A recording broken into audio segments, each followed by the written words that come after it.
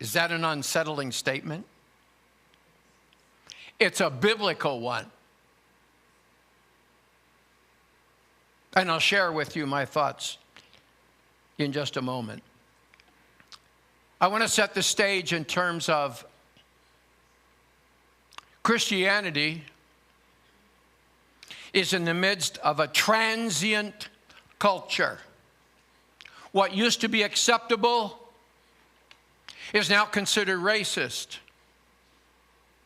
What used to be acceptable is frowned upon. What used to be ugly, immoral, and pathetic to the general population is now celebrated as it's normal, get over it. Cancel culture. It's something that happens in the social media. Texting, TikToking, Facebooking. An individual in cancel culture acts or speaks in a way that is unacceptable to some. And therefore that person, because they said or their demeanor indicated that they disagreed with a certain fashion, disagreed with a certain function of society, that person is canceled. They're ostracized. They're boycotted. Israel's being boycotted by industries all over the world because Israel is not a nice people. And that whole mess on the other side of the world, I'm about to say something I could get canceled over. It's not about that strip of property over there. It's all about this. We hate the Jews and we want them all dead. I come against that. And I'm now canceled because I come against that thought. People who are canceled get shunned. They lose their jobs. They get assaulted. And those things are acceptable to do toward them because they need to be canceled. There are people who are in Hollywood who have discovered Jesus and are boldly proclaiming the same. They can't get an acting job. People who are wonderfully talented and celebrated in sports take a knee for Jesus, and they lose their opportunity to participate in sports. A young lady who was a champion swimmer was put up against a man who acted or portrayed himself as a woman. And because she said that guy should be a swimmer, but he should participate against those in his own gender, she's been canceled because she's not allowed to have her own thoughts. This is now normal. If you're a Republican in the United States, you get canceled because you're a part of the wrong party. If you believe in pro-life, you're ostracized. You might be hated. If you operate on the Supreme Court of the United States and you stand for conservatism, you're going to get canceled. That's the new normal. Woke.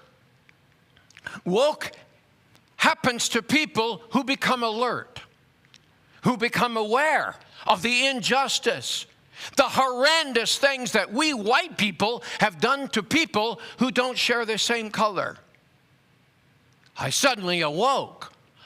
I'm aware. And if you disagree with wokeism, you're canceled. It's against racial injustice. These things all actually mesh together. They come out of the same soup bowl. There's a critical race theory. I tried to mention it last week. I can never remember those 3 words. It shouldn't be hard, but my old brain is getting kind of weak and tired. Critical race theory suggests this, and I'm giving it a definition after reading endlessly about what it represents. Critical race theory is not a theory, it's what they absolutely believe.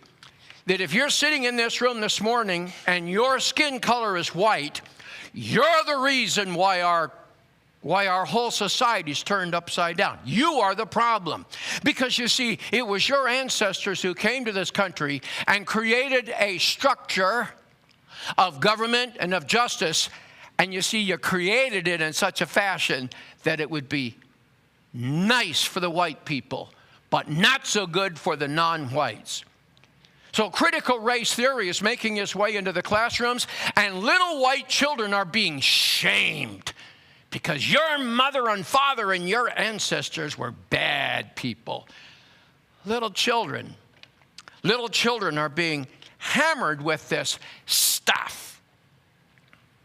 And then finally, and I can't get my head wrapped around it, I don't understand this, but somebody smarter than us has decided that the whole concept of race, it's just not natural. Now, with that backdrop that has just made you all excited and you want to order another latte at Starbucks as a result, you're just so excited. I know that you're just so excited. But against that backdrop, Christianity is only for the stupid. They honestly believe the same. I want to just look at one particular verse for a moment with you and reflect on it this morning. It's 1 Corinthians chapter 1 and verse 18. And I've put some scriptures out here for you out of different translations. So 1 Corinthians 1:18 out of the Holman Christian Standard Bible. Very old, trustworthy Bible. It translates this. Now, you know that verse out of the King James, so I don't have to quote it there. I'm going to quote these out of these other translations. For the message of the cross is foolishness to those who are perishing, but it's God's power to us who are being saved. The American Standard Version does it just a little differently. For the word of the cross is to them that perish foolish, but unto us who are saved, it's the power of God. The Aramaic Bible, in plain English, the message of the crucifixion is insanity to those who are lost. But to those of us who have life, it's the power of God. And then in the contemporary English version, the message about the cross doesn't make any sense to the lost people. But for those of us who are being saved, it's God's power at work. This is just a little side note that we will deal with on another occasion. But in several occasions, having just read this, the wording is not, it's God's power to us who are saved, but it's rendered, it's the power of God. The preaching of the cross is the power of God to those of us who are being saved. Those of you who were here last week, you heard me talk about justification and sanctification. Justification is a result of Golgotha, where I was declared justified as though I had never sinned. I was no longer guilty. The slate has been wiped clean and the slate has been tossed away. The record of my sin has been burned and it's totally lost. But within my nature, there's still a proneness to fail, still a proneness to do that which is wrong. In fact, the Apostle Paul said, it's far easier for me to do what's wrong than it is to do what's right. I struggle to do that which is right. Therefore, you see, sanctification is the process whereby the preaching of the cross, which is a humongous, it's a gigantic topic. The preaching of the cross is it's all about self-denial. Jesus said, if anybody wants to follow me, we want to follow him, you must deny yourself, take up your cross, and follow me. So you see, the taking up of the cross is the follow-through from being declared justified. Now, sanctification is the means whereby through the Holy Spirit and through the Word of God, you become very much like and akin to what justification has declared you to be.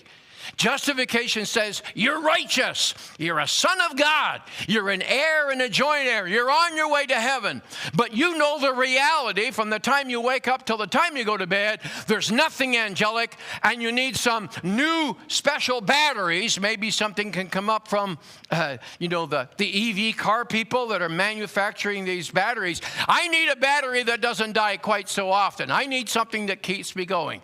By the way, people are getting sick of their EV cars, and you know what? They're dumping them like crazy. That was news, big news this morning. People are done with it. I guess they're woke. They finally woke up. You can't run your car on C batteries, 3As, 2As. Ain't gonna blast, mama. I think down the road we're gonna see these ginormous sun panels on the roof, solar panels. When you drive in your driveway, it'll teem rain like crazy, and there won't be a drop of water anywhere near your car because the solar panel's bigger than your car. But you can go an extra 3 miles. Hello? We're living in a nutty world that has no use for our sense of the divine. If they had been able to look in here a few moments ago when we were whining and carrying on, that's what they would have seen. That's what they would have thought they were looking at. Look at those pathetic people. What's wrong with them? Lifting up their hands. What's that all about? To them, that's foolishness. But let them go to a Tiger Cat game. Well, I don't know how the Tiger Cats are doing, so that's probably a bad choice. Okay, the Maple Leafs, that's probably not a, well, how about the Blue Jays? Forget about it. But they get to any kind of game, and what happens? Yeah! And in fact, halfway through the game, there'll be a whole section, if you've ever been to a baseball game, a whole section of the stands will lift their hands like this, like 1,000 people. And then it goes all around the stadium. And so it's interesting to watch. It's this wave, and they're all of it. So they stand up, lift their hands, and sit down. And you watch, and thousands of people goes all around. That's normal. You're a nutcase. And when you stood up, you forgot you had a big jug of beer in your hand, and you just baptized the Presbyterian beside you. He didn't mind. He believes in being sprinkled.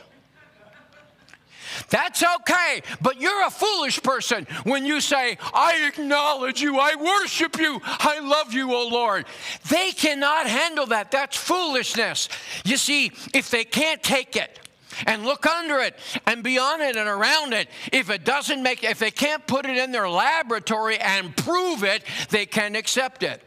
That's the absence of the acknowledgement of faith. If I could do all that about God, turn him inside out, upside down, look it all over, and say, okay, I just proved it, I don't need faith. You don't need faith. You don't need faith for your next chicken dinner if you've got $10,000 in your savings account. You don't need faith. You don't need faith if you're totally healthy. You don't need faith for divine healing. It's foolishness to them because it can't be proven in a laboratory. It can't show up in a test tube. So it's just unacceptable. So the Apostle Paul is talking so long ago in the book of Corinthians, and he's saying that the preaching of the cross, the summation of all Christianity. See, he didn't say Christianity is foolishness. He says the preaching of the cross. I've translated it into all of Christianity, which foundation is the cross. It's all ludicrous. It's all insanity. But in that time, they weren't dealing with atheism like we are today. You know, the Romans, they weren't atheists. They had lots of gods. They had all kinds of gods. And then Caesar stood up one day and put this fancy little, the thing that the ladies hang up, and when you walk under it at Christmas, you have to give somebody a kiss. He put that, he put a little ring around the head and declared himself as God. Remember the 3 Hebrew boys. There was no atheism back there. They had gods and gods and gods. But the king declared himself to be a god. So we're now living at a time where there's a denial of God. And what brought that about? Well,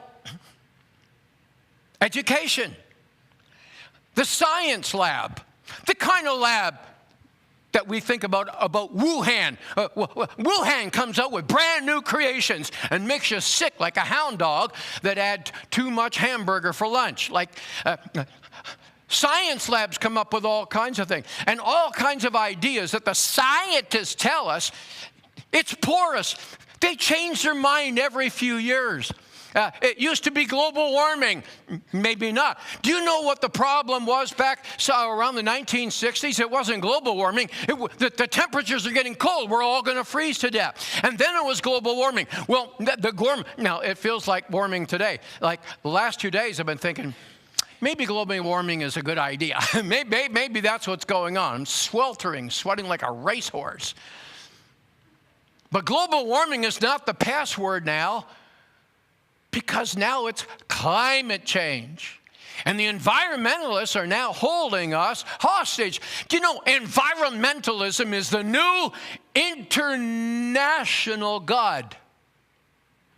People are all worshiping at that shrine. But in Paul's day, you see, it wasn't any of these things. He said the preaching of the cross is foolishness.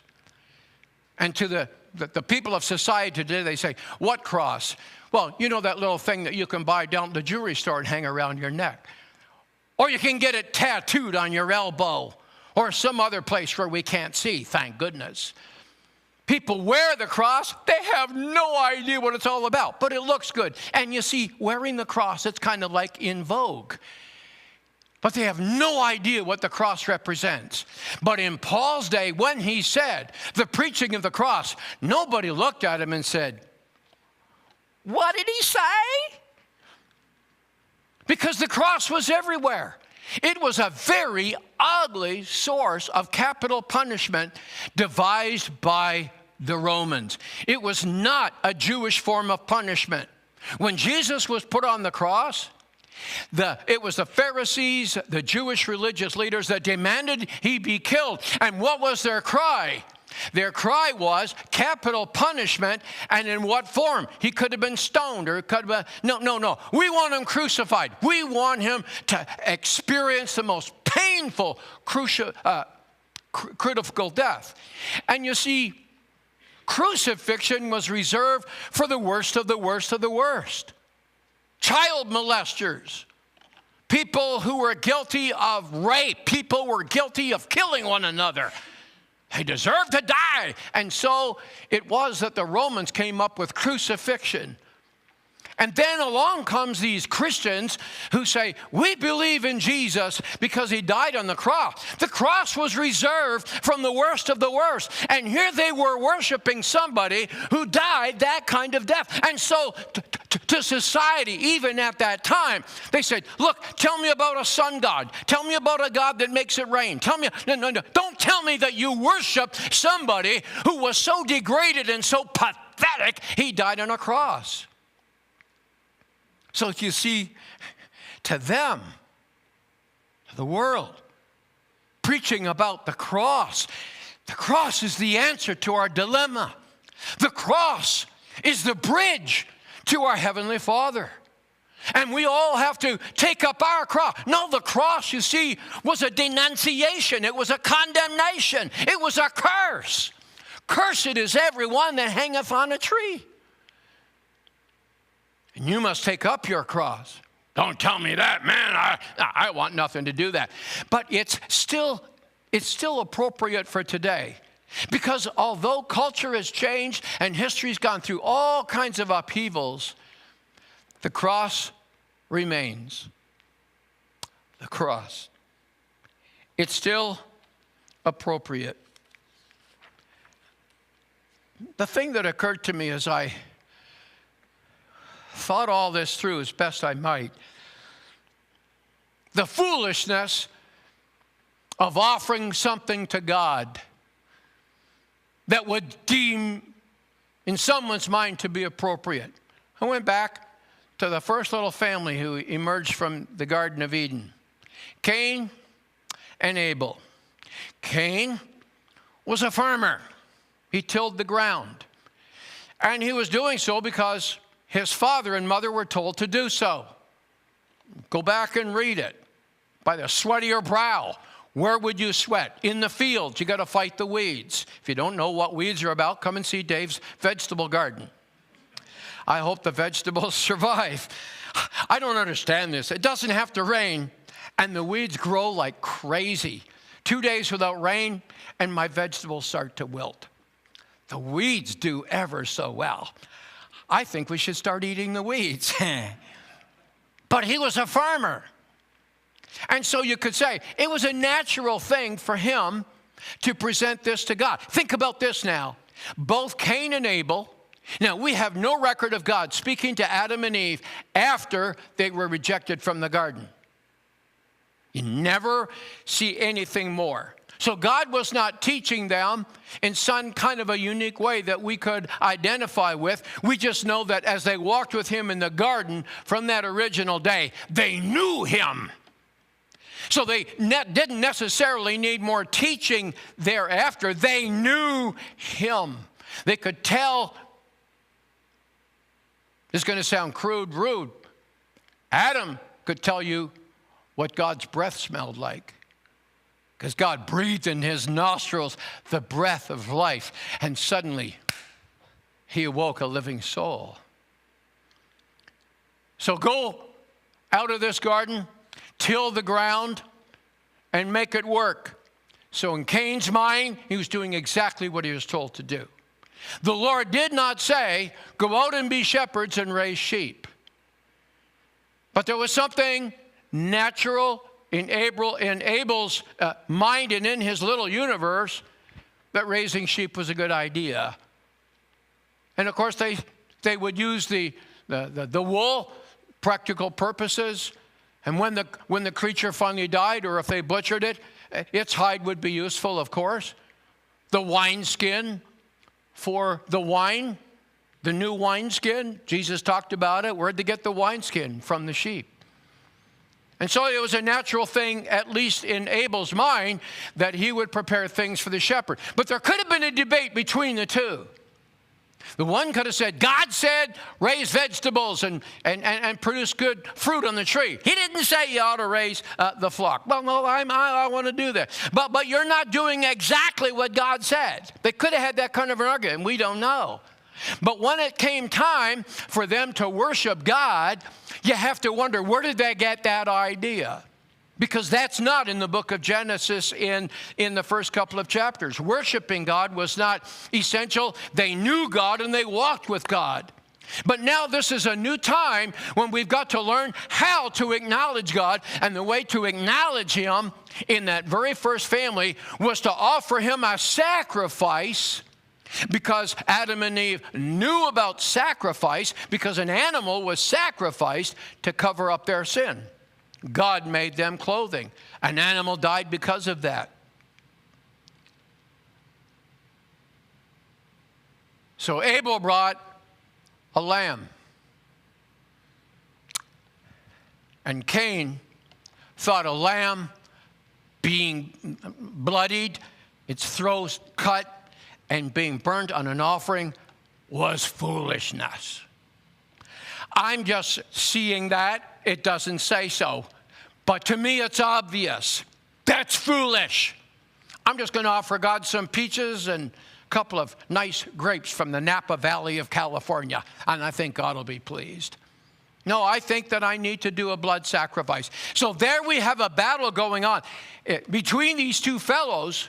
One did it right, the other one did it wrongly, because God rejected the offering of Cain and he accepted the offering of Abel. It was a learning process.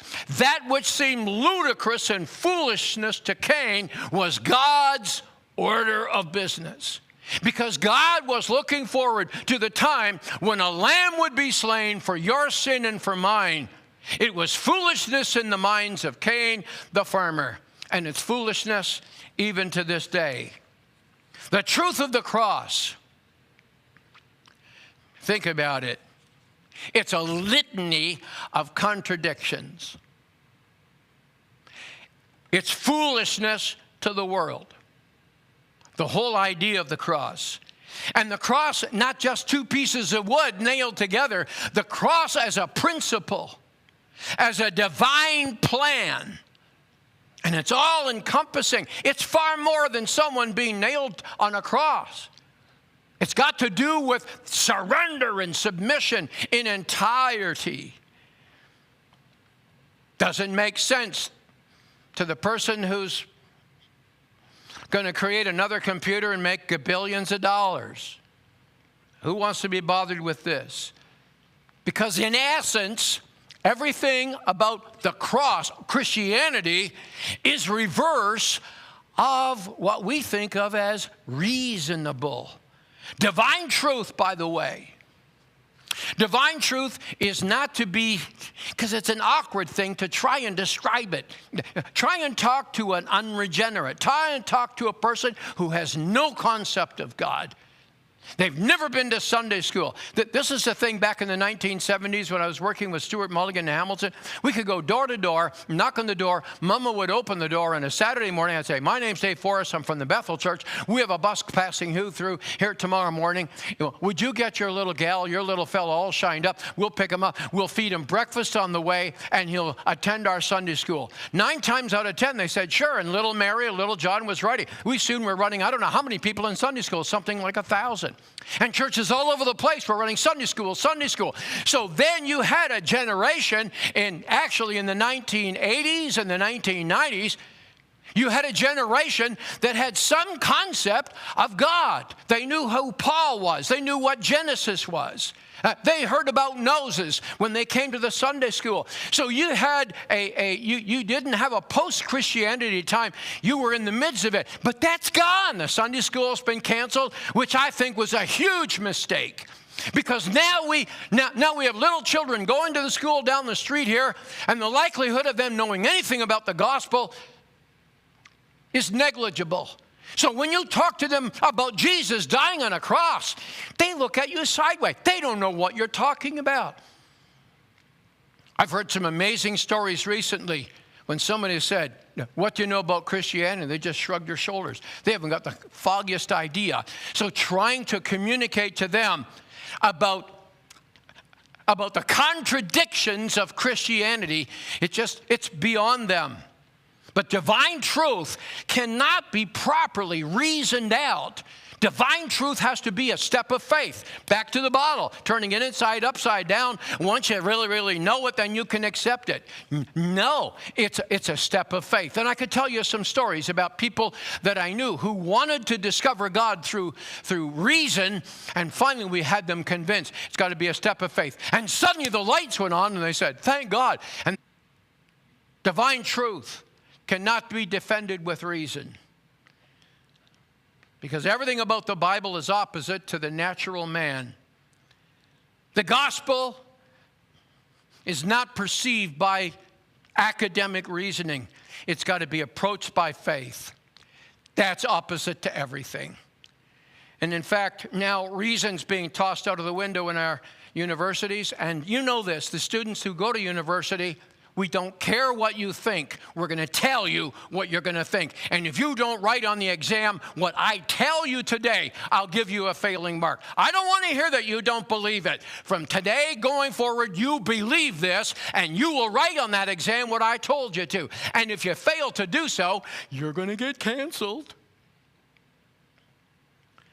Reason can't be proven in a science lab. It's not going to work. It's only by faith. The Christian understands that in Christ, I've died. In Christ, I die. But I've never been more alive. That's a contradiction. I tried to teach my youngest daughter. We went for a drive. I had to speak at a church up in Stratford, and I said, "You want to go with your dad for a ride?" I'll never forget. I had a recording in my car, in my van, whatever it was, and the song was "Enter In, Enter In," and it meant enter into death. Walk straight into it. Walk into the jaws of death. and experience His majesty and glory. Because in order to be saved, in order to be at oneness with God, you got to leave the old life behind. You got to step into Him. That's what water baptism is all about. It's a demonstration. I left the old and I'm stepping into the new. What is the new? It's past the veil of death. Makes no sense. I'm an earthling. I live here. I live from vegetables, and a real chicken doesn't have feathers and a beak. A real chicken is sitting in a nice little, this is April. A chicken, well, let's talk about salmon. Salmon comes in a little tin. And somebody socked it in the eye in order to capture it, so it's called the sock eye. It's in a little can. You put an opener thing on it, and you open it up, and it's beautiful salmon. I will go to the butchery part of the store, and I'll buy a nice big salmon. That's not salmon. It's not in a tin. Do you remember the old commercials? It looks like butter. It tastes like butter. It must be butter. No, it's margarine. And then to protect the dairy farmers, they came, do you people remember this? The bag, and inside the contents were white. The farmers got the government to make a rule. Margarine has to be white. But inside the, I'm old, you never, how many heard of this? Inside the bag was this little red thing, and you didn't take it out. You had to grab a hold of the bag or the parcel that the white margarine is, and you pinched it, and this red dye came out, and you squeeze it, and when it was all done, it looks like butter, and that was okay. Tastes like butter. It looks like butter. Fake. I think I heard on the U.S. channel yesterday that they're going to start feeding the army no more meat because the environmentalists say meat, I don't understand. You know what flatulence is? The cows have a habit. Like your husband. And it's ruining the planet. Kill the cows. If they ever discuss that a chicken passes wind, Colonel Sanders will be out of business. It's ludicrous, but that's normal. But the preaching of the cross, that's foolishness. The world's gone upside down and backwards. The Islamic people of Hamas can rape women, and that's okay. But kill the Jews anyway. And in our own country, Islamic people are saying out loud everywhere in the streets, I guess in Toronto, on a truck with a megaphone, you know. I don't know the exact wording, so I'm not going to say it, but it's all about get rid of the Jewish people, exterminate them. But then a Christian outfit called, doesn't matter the name of the news outfit, they had a thing on there, and they said, they're blasting it and saying, Hamas is not a good thing, and we're not supporting Hamas. The guys who were having the truck saying, down with Hamas, they're arrested. The people are saying, kill all the Jews. They're getting ice cream cones and Snicker bars. It's backwards. I'm an earthling, but my residence is in heaven. I have a home there, and we sang about it earlier. I'm here. I'm in the natural. I look like butter, but I'm actually margarine with a little coloring. I'm an earthling, but my home is in heaven. And watch this, the next great event in my life will be when I take my last breath. Hello? That's the next great event I'm anticipating. I'm anticipating it because my last breath here gives way to my first breath in my heavenly home. I'm a transient. I'm living in the streets of the world. And right now in this world, I'm a fish out of water. I feel so uncomfortable when I get to a street crossing and I have to walk across, and somehow somehow a rainbow, and doesn't seem to be the same one I'm reading out of Noah. It's painted on the street, and I have to walk on it. And as I'm walking on it, I'm accepting it, I'm celebrating it. And they have a whole month to themselves to celebrate. You know, I don't want to get arrested because I'll not get woke, I'll not get canceled. I won't just be disbarred. They'll throw me in prison for speaking my mind.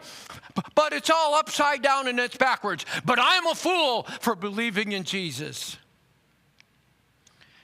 It doesn't make sense. I lost my life, and now I'm saved. In order to be victorious, I've got to lay down the weapons of my warfare and lift up holy hands without wrath or doubting. Leave the enemy to the Lord. I spoke last week about David realizing the enemy's hordes. He was outnumbered who knows how many to one. And so he called in his generals and he said, I want my soldiers numbered. And God was upset and said, I'm your defender, not your swords and not your clever ways. And it's the same for you and I. The weapons of our warfare are not natural. They're supernatural. Doesn't make sense to the unbeliever. The preaching of this concept of surrendering all to Him makes no sense whatsoever. And in the face of my mortal enemy, to be equipped for battle, my hands have to be emptied and lifted up. The story of Israel fighting against the Amalekites, they were winning as long as their leader's hands were uplifted. Empty hands. He wasn't holding a sword. And his brothers had to come and help him keep up his hands in the air. The world, when you say that's stupidity, no, it's a beautiful picture. As long as the leader was saying, unto you, O Lord, we praise and we honor you, their army won the battle. I'm the strongest when I acknowledge my weakness. It's not a sissy thing to say I feel weak today. It's not a sissy thing. It's not a loss of anything when you say I feel weakened today. That's the day that God will strengthen you. It's all about transparency before God. And don't you swallow this stuff of you have to lie to God in order to appease Him. You got a little sniffle? Oh, yeah. Just a little hay fever, I guess. You're not getting a cold. No, I'm fine, fit as a fiddle. What's that rash all over your neck? Looking in the mirror. I don't see a rash. Not only have you got a rash problem, you got an eye problem. We deny the truth in order to appease God. You got to be careful how you talk to God. No. Be acknowledged before God and confess your challenges. Jesus, Son of David, have mercy on me. Think about that story. Jesus, Son of David, have mercy on me. I'm in trouble here. Oh, what's your problem? Oh, nothing. I'm fine. Hello? Transparency before God. Do you know how many lies that mob in Ottawa are being found out? Like, it's every day and every day. Lying is in. And as a Canadian citizen, you can just follow their footsteps, I get. Like, are they feeling strange that the people of Canada are lying and they're stealing and they're carrying on? We're following our leaders. Hello? You're not saying too many amens. I think I'm disturbing you today. For those of you on the internet, I didn't even get a rise then.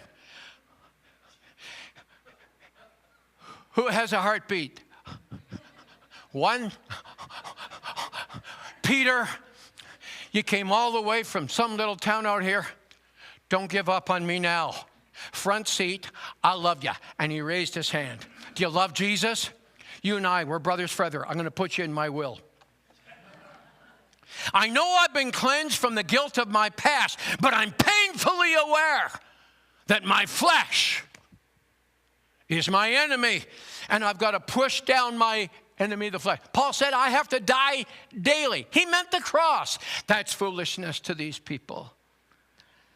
I love supremely one I've never seen. When I talk to people, I say, let me tell you about Jesus. How do you know him? I spoke to him this morning. You what? Yeah, I talk to him all the time. I'm befriending a young fellow. If you go and you eat at Penny's, this little restaurant, I'm supporting them. If we don't support them, we got nobody to blame but ourselves for not. This town we have a restaurant. Hello? You don't have to go to St. Catharines. We're right here. And they have this guy. He's like a stepladder. Tall, handsome young guy. And I told him all about another tall, handsome guy, the same coloring. I said, you got to meet my buddy Lucas. And this fellow serves us. And I've been telling him, we're Christians. We're serving Jesus. He's intrigued. He's intrigued.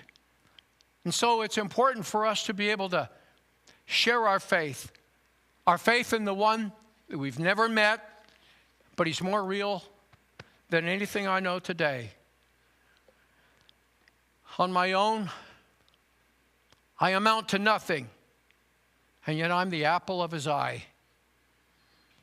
I'm hopelessly pessimistic when I'm looking at the world right now. My governments are there to provide for my safety and provide for me through my taxes. But I'm hopelessly optimistic because this is not my home. The world's letting us down. Our governments are hopelessly letting us down. Don't put your faith in them. Put your faith in the Master. And they won't understand you. They have no use for the concepts that we are enthralled about. We serve Jesus, and we love him with all of our heart. We're going to serve you communion this morning. It's 12:15. And for those of you who joined us on the internet, we thank you for joining us. But we're going to have a little family time here in the next few moments. And it's going to be an abbreviated time. So don't get worried, church. We're going to spend some time with the Lord's table. Some ladies are coming to assist me even now.